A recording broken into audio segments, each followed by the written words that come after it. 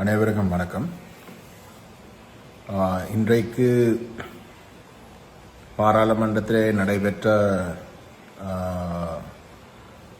நீதி அமைச்சுக்கு கீழே நடைபெற்ற விவாதத்தின் பொழுது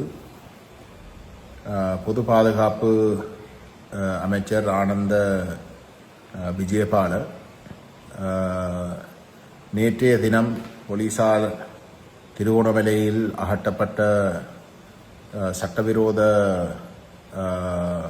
புத்த விகாரை கட்டுவதற்கான புத்த சிலையை திருகோணமலை கடற்பரப்பிலே வைக்கப்பட்ட அந்த செயல்பாடுகளுக்கு எதிராக மேற்கொண்ட நடவடிக்கைகளை தலைகீழாக மாற்றி இன்றைக்கு காலையிலே ஆனந்த விஜயபால அமைச்சர் போலீசாரிடம் உத்தரவு விட்டு அந்த புத்த விகாரையை தொடர்ந்து கட்டுவதற்கும் அந்த புத்த சிலையை சட்டவிரோதமாக வைக்கப்பட்டதை தொடர்ந்தும்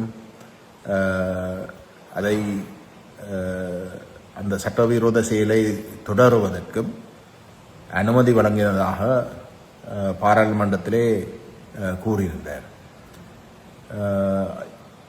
இந்த செயல் தெளிவாக இந்த தேசிய மக்கள் சக்தி அரசாங்கம் அவர்களே குறிப்பிடுகின்ற இதுக்கு முதல் கடந்த 76 வருஷமாக ஆட்சியில் இருந்த தமிழ் மக்களுக்கு எதிராக செயல்பட்ட இனவாத அரசாங்கங்களுடைய செயல்பாடுகள் போலேயே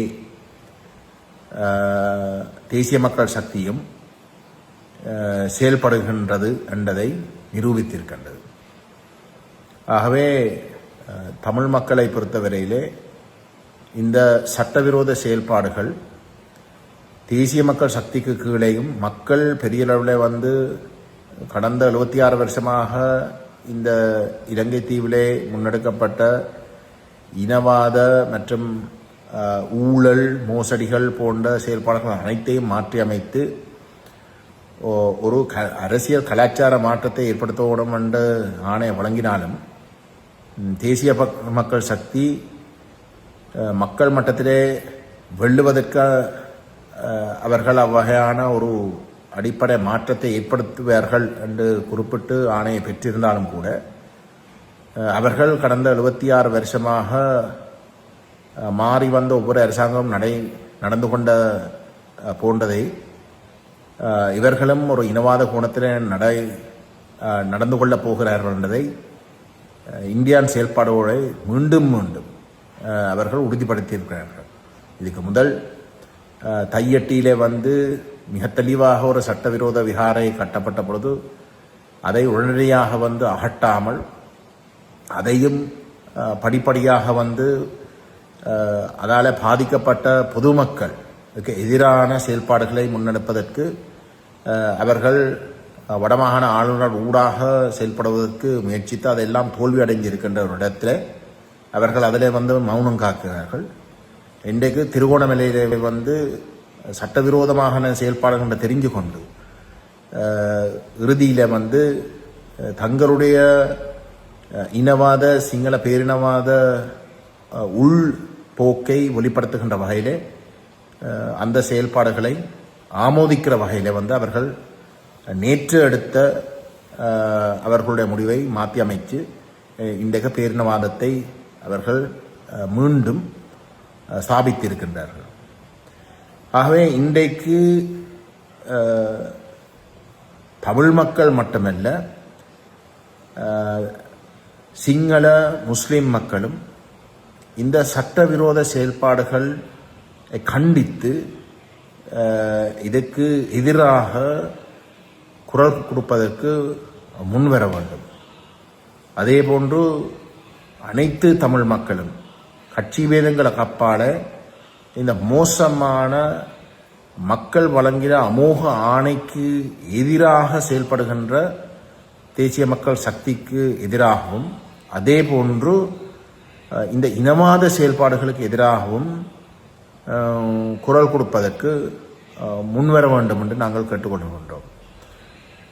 இந்த சம்பவம் தமிழ் மக்களுக்கு இடையிலே ஒரு தெளிவை ஏற்படுத்துகின்ற ஒரு சம்பவமாக இருக்கணும்ன்றதை மட்டுமல்ல, பேரினவாதம் எந்த வகையிலே செயல்படும், அந்த பேரினவாதத்தை நாங்கள் இப்போதைக்கு இருக்கக்கூடிய தெற்கை சார்ந்த தேசிய கட்சிகள் என்று சொல்லக்கூடிய தரப்புகள் ஊடாக ஒழிக்க முடியாது.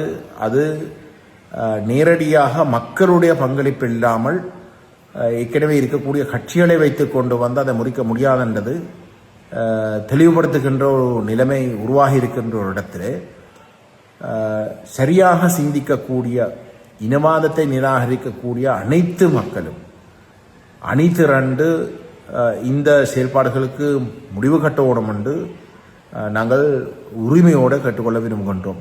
இது வெறுமனே தமிழ் மக்களுக்கு உரித்தான விஷயம் அல்ல. இது சிங்கள முஸ்லீம் மக்களும் தங்களோட மனசாட்சியை தொட்டு செயல்பட வேண்டிய ஒரு தருணம்.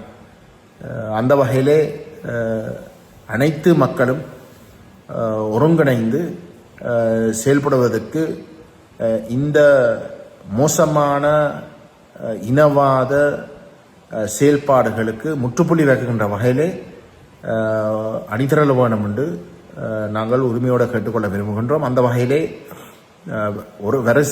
வருகின்ற ஒரு சில நாட்களுக்குள்ளே அனைத்து தரப்பினரும் ஒரு ஒருங்கிணைக்கப்பட்ட ஒரு செயல் வடிவத்தை கொடுக்கக்கூடிய ஒரு வேலை திட்டத்துக்கு நாங்கள் இணங்க வேண்டும் என்றும் நான் கேட்டுக்கொள்ள விரும்புகின்றேன். சுவிட்சர்லாந்துல வீடு வாங்க போறீங்க, இல்ல ஆல்ரெடி உங்களுக்கு அங்க வீடு இருக்குன்னா இந்த வீடியோ உங்களுக்காக தான். ஸோ ஸ்கிப் பண்ணாம ஃபுல்லா பாருங்க. ஒரு மனிதனுக்கு வீடு அப்படிங்கிறது ரொம்பவே அத்தியாவசிய தேவை. அத்தியாவசிய தேவைகள்ல முக்கியமான பங்கு வகிக்கிறதே இந்த வீடு தான்.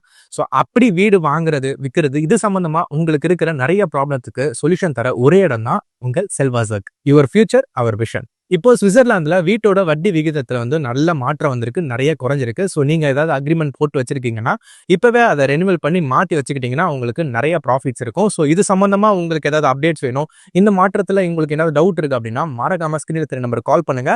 சுவிட்சர்லாந்துல நீங்க வீடு வாங்கணும் இல்ல வீடு விற்கணும், அந்த மாதிரி ஏதாவது உங்களுக்கு தேவைகள் இருந்தா மறக்காம எங்களை காண்டாக்ட் பண்ணுங்க. உங்களோட எல்லா தேவைகளையும் உங்க ஃபேமிலியில ஒரு மெம்பரா இருந்து நாங்க பார்த்து பண்ணி கொடுப்போம். இது உங்கள் செல்வாசக். இச்செய்திகளுக்கு பிரதான அனுசரணை செல்வாசோக் இமோபிலியன், சுவிஸ் நாட்டில் முன்னணி நிறுவனம்.